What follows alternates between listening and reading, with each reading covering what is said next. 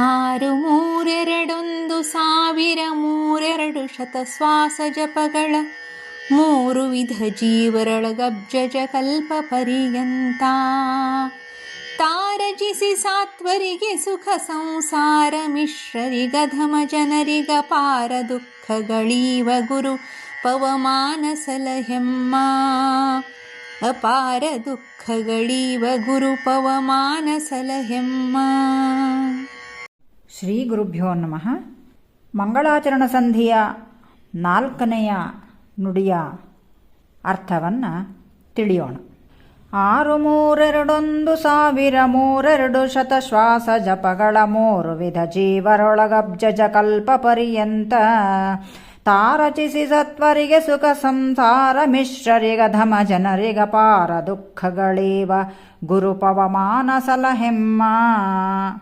ದಾಸರು ಈ ನುಡಿಯಲ್ಲಿ ವಾಯುದೇವರ ಕಾರ್ಯವೈಖರಿಯ ಬಗ್ಗೆ ತಿಳಿಸುತ್ತಾರೆ.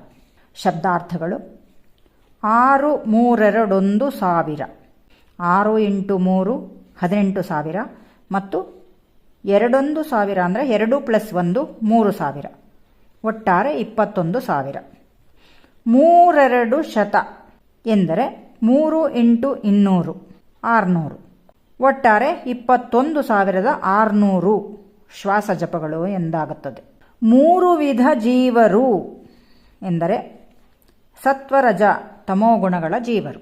ಅಬ್ಜಜ ಕಲ್ಪ, ಅಪ್ ಅಂದರೆ ನೀರು, ಜ ಎಂದರೆ ಹುಟ್ಟಿದ ಕಮಲ, ಕಮಲದಲ್ಲಿ ಜನಿಸಿದ ಬ್ರಹ್ಮದೇವರು, ಅವರ ಕಲ್ಪ ಬ್ರಹ್ಮದೇವರ ಕಲ್ಪ. ಭಾವಾರ್ಥ ನೋಡೋಣ.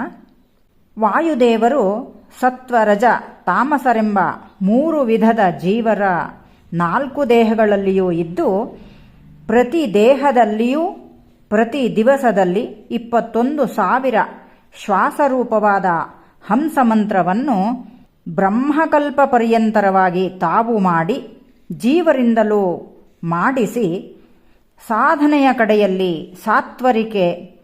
ಸಾತ್ವಿಕರಿಗೆ ಸುಖರೂಪವಾದ ಮೋಕ್ಷವನ್ನೂ, ರಾಜಸರಿಗೆ ಮಿಶ್ರ ರೂಪವಾದ ಸುಖ ದುಃಖ ಸಂಸಾರವನ್ನು ಹಾಗೂ ತಾಮಸರಿಗೆ ಅಂಧಂತಮಸ್ಸನ್ನು ನೀಡುವ ಗುರು ವಾಯುದೇವರೇ ನಮ್ಮನ್ನು ರಕ್ಷಿಸಿ ಎಂದು ದಾಸರು ಪ್ರಾರ್ಥಿಸಿದ್ದಾರೆ.